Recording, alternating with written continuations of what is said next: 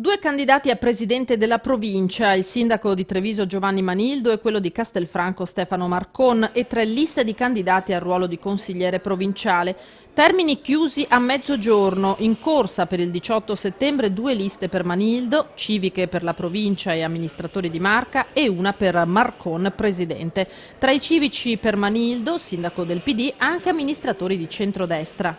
Un mese fa c'era la prospettiva di un listone composto da Lega e PD, oggi invece abbiamo tre formazioni che si confrontano, che sono il centrodestra, il centrosinistra e il polo civico. E allora abbiamo pensato a una candidatura di carattere tecnico-istituzionale che era ed è il sindaco della città capoluogo, cioè il sindaco di Treviso.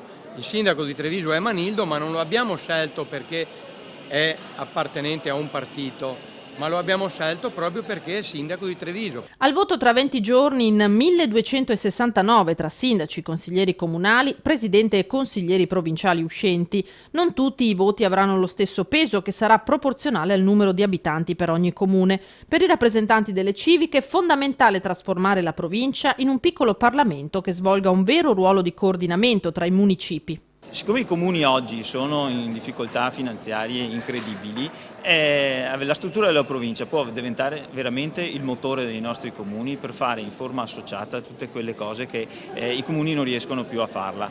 Sicurezza stradale, ambiente, scuola, gli ambiti principali. Sul ruolo del nuovo ente peserà però il referendum. A prescindere da come andrà il referendum, quindi tanto che vinca il no quanto che vinca il sì, è in atto da parte del Ministero una revisione delle competenze con una riassegnazione tra regione, enti di area vasta, cioè l'ex province e comuni.